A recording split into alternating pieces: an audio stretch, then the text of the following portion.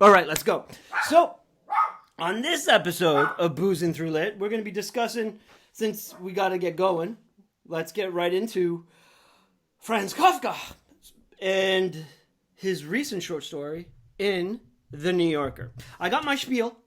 You ready for the spiel? Sir, I'm ready. This is my favorite part. well, we'll see. It's been a rough week, so I didn't put as much time into this as I would have liked. So, I used to, with derision, refer to Franz Kafka as the goddamn banker, even though he worked in insurance. Because I thought it was funnier that... Oh, let me start this again. I used to, with derision, refer to Franz Kafka as the goddamn banker, even though he worked in insurance, but because I thought it was funnier to call him the goddamn banker. When I was young and naive, I looked down on him for being middle class, scoffing at the notion that someone comfortable had anything to say that was worthwhile, all while ignoring my own middle class existence and that all of my favorite writers were essentially middle class, if not higher. Now older, I realize my stupidity, even though I still like calling him the goddamn banker because it's funny. But I never really liked his work that I read. At least I didn't like them as much as everyone else did, right? Like going to like creative writing school, everybody loved The Trial and Metamorphosis, and that's usually all that people read by him. And there was a lot of imitation going on. But I thought his work was kind of like whiny and passive characters, you know, that it was hard for me to sympathize with them. The stories we have on offer today by Kafka, and yes, stories in the plural, come from a new collection yet to be published in English. And it would be cool to finally have more of his work translated into my native tongue, to have it as a whole and to read and analyze and to better understand the workings of one of the greatest writers of the 20th century. However, in this form, I have so many questions, not for Kafka, but for those who curated it for The New Yorker. How'd you select these pieces? Wasn't there a full long piece that we could have read? Why didn't you explain to us at the beginning that this was 4 goddamn separate stories? Why did I have to learn that from a translation note? On this week's Boozing Through the New Yorker, the rescue will begin in its own time. Brett? Yeah. I mean, story, one of them is not a story, right? One of them is not the first one. Yeah. The other 3 perhaps are. At least that there's something being told. There's a narrative that's being described. So technically they are stories. Yeah. There are characters kind of that. What I love about Kafka too is that there's often he often approaches setting in a very abbreviated, like his descriptions of setting are abbreviated if they exist at all. Like I'm thinking of the castle. Right. The castle setting was so important to that story. More so than Metamorphosis and The Trial, for instance. But it's called The Castle, right? The Castle, exactly. Yeah. But well, no, maybe not Metamorphosis. All right. So leave that to one side. Whatever. I don't know what I'm talking about. But anyway, you would think that a story called The Castle would hint at an extended description of said castle, and there really isn't. The main character never gets inside. He doesn't really see it very clearly. Oftentimes it's wreathed in fog, and sometimes it doesn't look very spectacular at all. It looks very boring.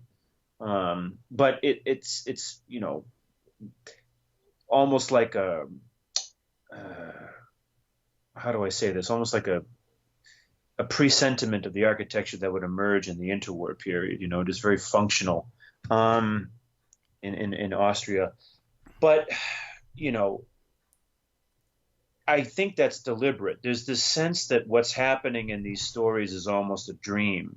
Right.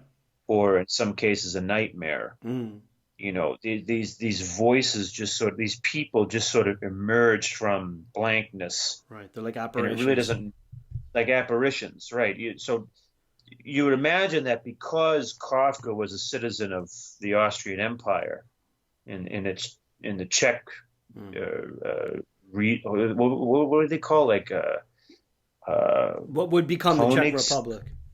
Right, but I forget how Austria-Hungary Ottoman Empire. No, subvocalized their different Oh. territories. They weren't states.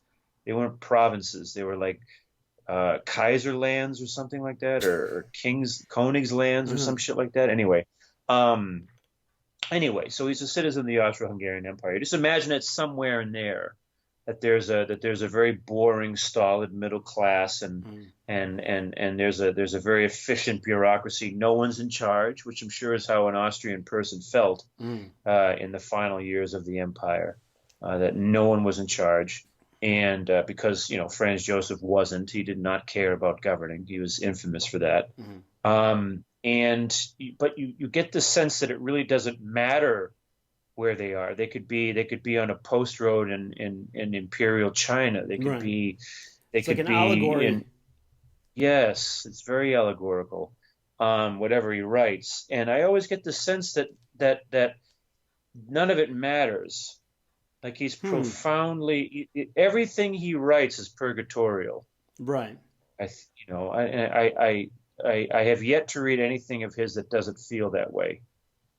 You know, Mm. like these characters are not ever going to get anywhere. Yeah. Maybe that's why Metamorphosis is his most popular story. It actually does seem to Uh-huh. mean something. It does seem that there something does happen to a character that you're invested with. Right. You know, um, but I didn't see that in these stories, bro. Did you realize that there were 4 stories? No, no. I I was trying thought, to oh like. no, no. The first read through I didn't. Yeah, The me second neither. read through, I'm like, oh, it's like you said. There's a translator's note at the end that gives it all away. Mhm. You're like, oh, thanks for that. Yeah, that would because I thought, I was reading it and the first part is like 4 5 lines. It's very short. The whole thing is very short, and it's about the first story is about me, like Prometheus, the legend of Prometheus, and so I'm looking at it and I'm trying to use that through my first read as the framework in which to me analyze too. the other Yeah, me stories, too. and Right. I was it was very confused. Oh, hold on. Skype might be closing on my computer because Uh-oh. it something's going on. It's life is difficult in the for I'm not sure. I have no idea. We'll just keep going until it does, and if it does, then I apologize. We'll be back. Um, Something's running really hot apparently. So, but yeah, so I'm trying to analyze it through the story of or like the his understanding of Prometheus, and then I get to the end of it, and it's like, oh, I'm supposed to be reading them as individual pieces, and none of them finish, none of them are complete. I feel like I'm reading the sketch notes, like just like Uh-huh. the scribblings of somebody in a notebook.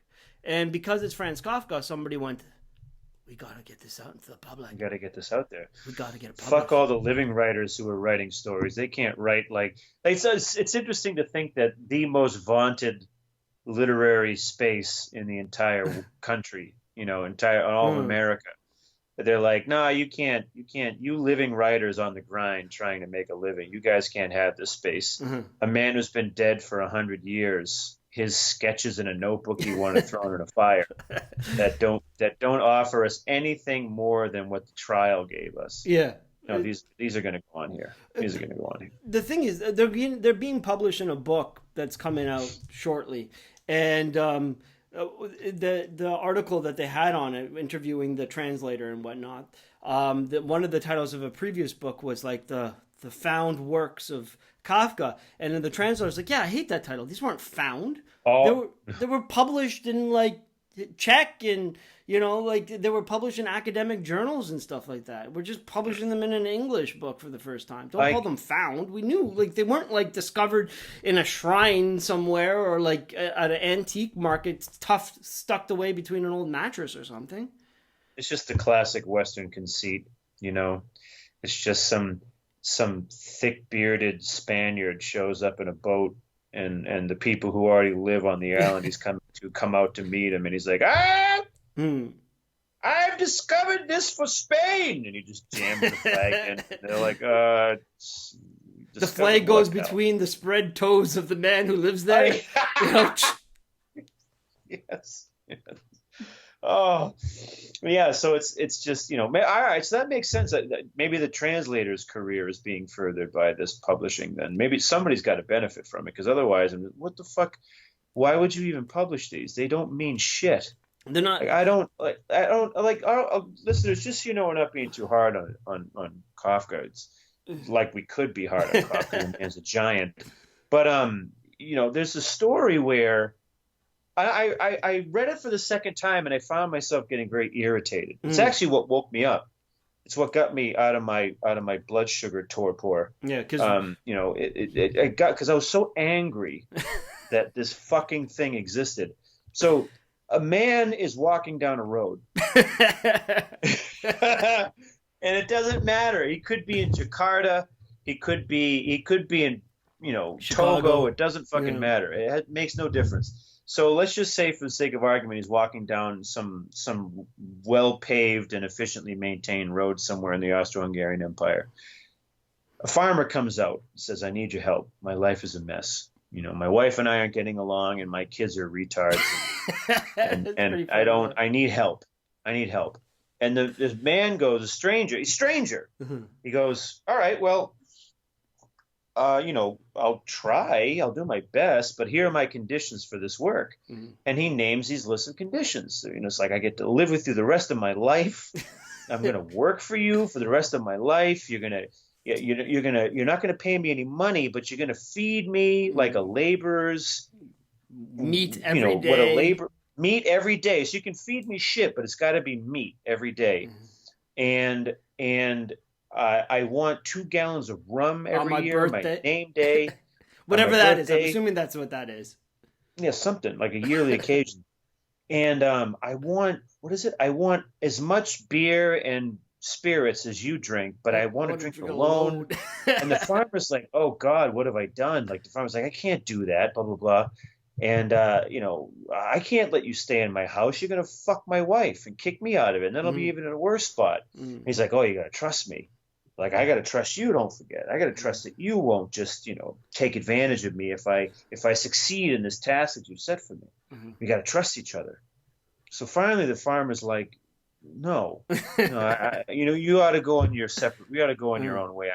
I'm just going to go back. I'm going to stop beating her. I'm going to beat her less. Beating her. I'm going to stop punching her around the kitchen for making schnitzel poorly or whatever the fuck. And I don't need your services. And this is like, you used to love anti-jokes. Yeah.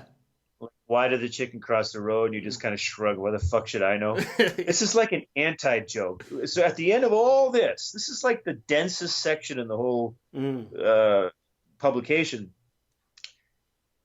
The stranger goes, "Well, why were the negotiations? Why did it take so long?"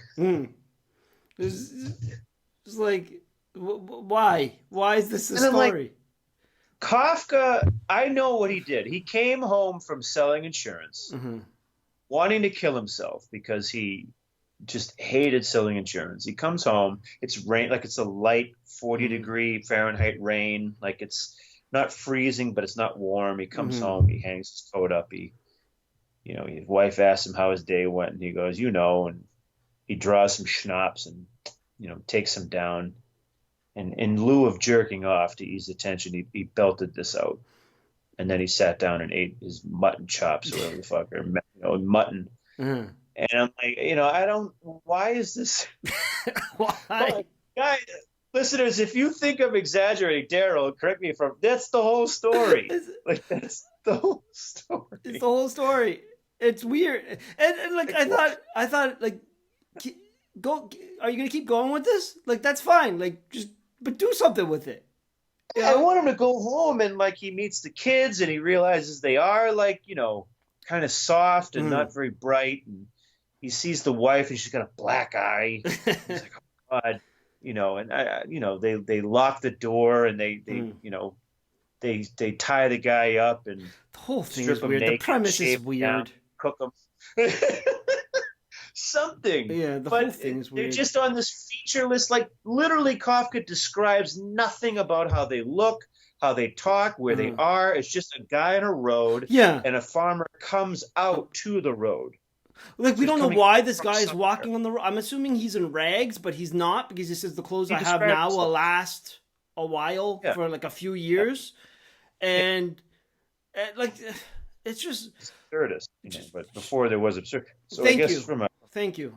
Thank you, Kafka. No, thank you, New Yorker. I really needed this in my life. Truly.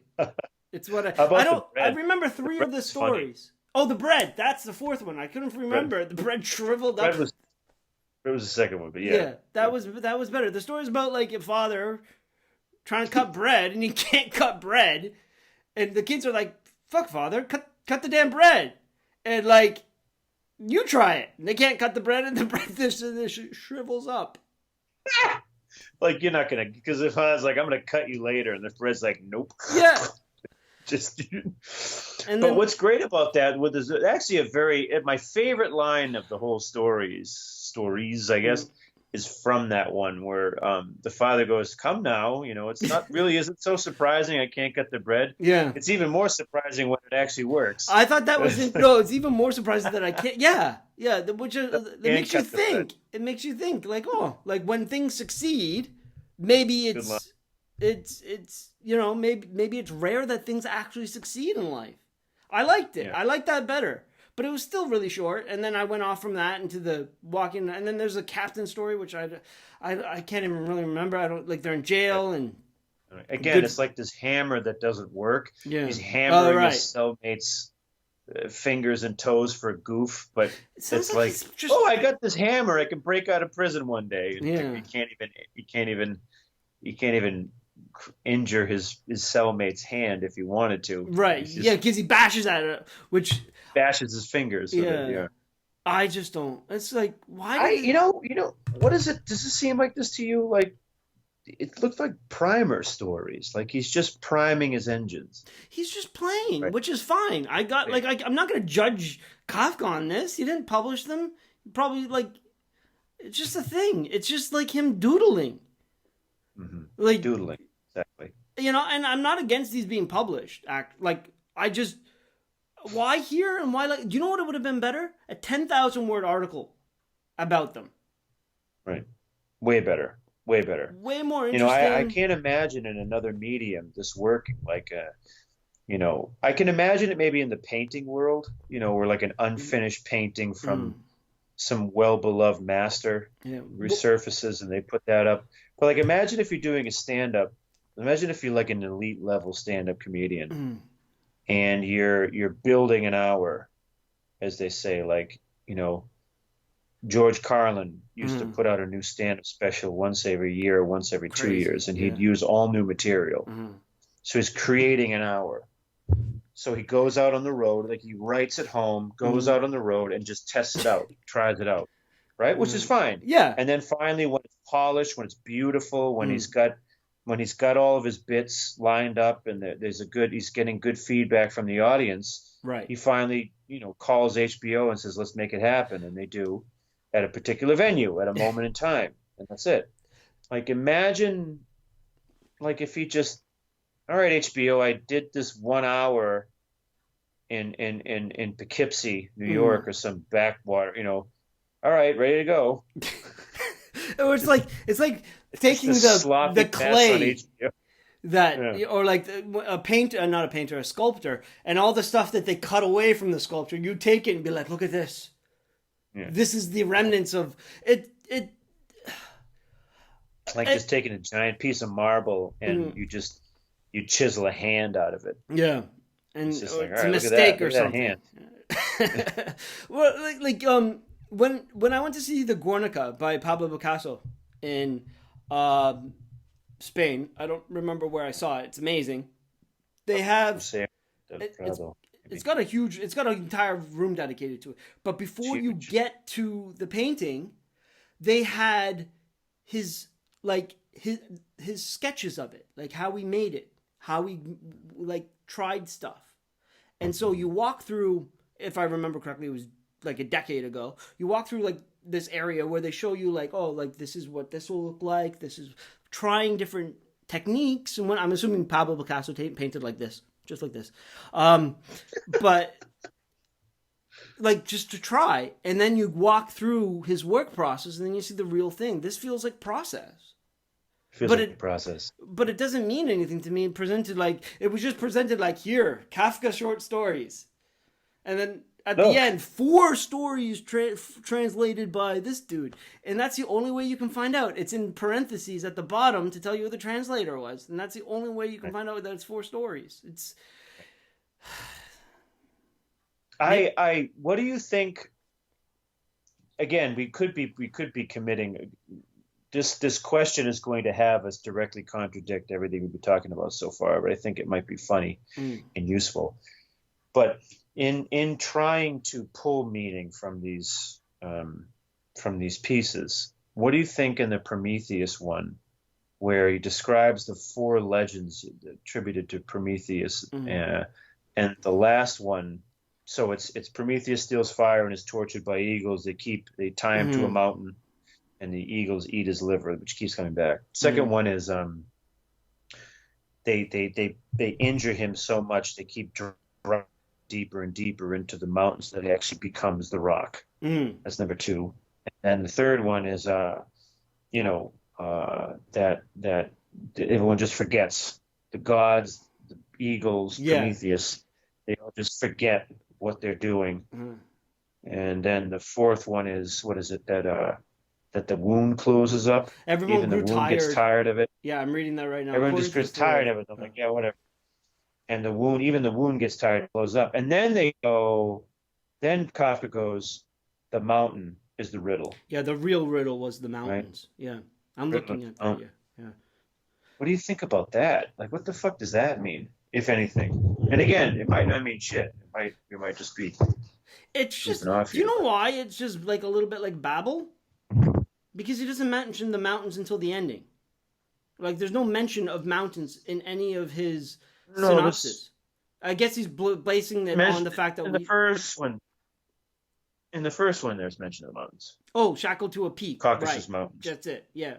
So. Yeah, I thought it was interesting looking at the fact that the problem, as the mountains as a problem, as the problem, not so much anything else. I thought that was kind of interesting. Like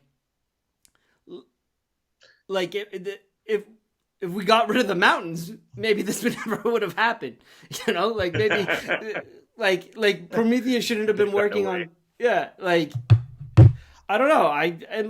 I just got frustrated. I started to stop thinking about it once I realized that the whole damn thing, like, because I spent so much time trying to understand that in relation to the rest of the pieces. Yeah. But it's cool. I like that. And it would be great for an academic to use that to talk about compared to other works that they know better than we do of his. What did you think of it? Right. No, I don't know either. Like I just got a chuckle though thinking what you just said. Which is why, of course, I asked you. You have a very unique way of looking at things. I love it. But just the idea, like, if you don't have a mountain, you don't have a problem. Yeah. And so, like, if it wasn't a mountain, there probably wouldn't have been eagles eating them. It might have been, like, toads or some land-dwelling animal or something. Just some other animal. There's no mountain. Yeah. But, Jorge Luis Borges was an adroit student of Kafka. And you love his work. You're a big fan. I love, and these do remind me of some of later Borgian sketches that don't really resonate very well with me. I don't really understand them as well, but some of them are quite good. But anyway, so there's a story called The Immortals, and it's about a Roman soldier that Borges wrote a Roman soldier who goes out into the wilderness further than any Roman soldier has ever gone. I forget why, but I think it's to retrieve the lost works of Plato or something like that. I'm not quite sure. But eventually what happens is, I know. It's to find a spring that apparently grants eternal life to whoever drinks from it. And he traverses a vast distance. How Romans understood, Iran and India to be, just deserts that flay your skin from your bones, and places where there are giant animals that carry you off, and troglodytes and these things. Anyway, so he finally makes it to a place where in the distance he can see this gleaming white city. It's just this enormous city on a plateau in the distance. And he gets closer and closer. At the base of the plateau, he notices there are these troglodytes who seem to ignore him. And there's this little freshwater source that they seem to be congregating around. And he fills up his little flask with the water in there, and he decides to go into the plateau and try to enter the city from the bottom because there's no other way to get in. And the city is just breathtaking, right? Just giant porticos, columns, huge cupolas, everything's gleaming white marble. But something dawns on him after a few minutes in this place, that this city was designed by madmen. Like the steps are uneven. He notices that no two steps are exactly alike. Staircases go into walls. Windows are asymmetrical. There's trap doors and everything all over the place. Everything is slightly off center. Nothing's proportional. Nothing has any purpose, right? There's these cavernous rooms with nothing in them, and then there's these tiny, tiny, tiny rooms packed with furniture. Like, it's absurd. And he thinks he's going to go mad in there, and he finally finds his way out. And of course, the punchline to that short story is that the troglodytes are actually, Plato and Aristotle, and the spring they've been drinking from is the spring of eternal life, just outside the city. But they built that city apparently out of boredom. The immortals did. Right. But I just think of Kafka's work, or just works in general, that don't make much sense. That they're kind of like that city. They're gorgeous, and they're told very deliberately, but they're told to. It's almost like the author Kafka didn't quite know what he was doing, which is totally fine. Yeah. But he didn't quite know what he was trying to say. But he was incredibly capable, incredibly gifted, incredibly creative and imaginative. Similar to the Metamorphosis is brilliant. It's just a fucking wonderful little short story. It's terrifying and wonderful and weird. And the Trial unique. is good too, right? Like, even though I'm not the biggest fan of his work, you can't deny the fact that how important they are, right? And for like similar to Hemingway in the publishing posthumous work, Kafka he told his executive to burn all his stuff when he died. Most of his stuff was published posthumously. For a man who didn't want most of his work published,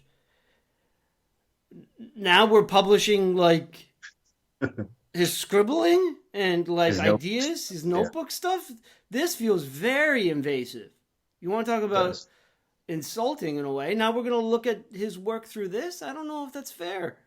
I really don't think it's but he's dead, so he doesn't have a say. No, he doesn't get a say. Yeah. He doesn't get a say. And on that note, ladies and gentlemen, I'm Daryl, he's Brett, we're boozing. And we're getting really, really tired of these freaking New Yorker stories not being stories. Yeah, we might have to find... What was the other one you suggested? Let's try that one next week. Yeah, well, we should have another issue, right? Another issue. We'll get another one.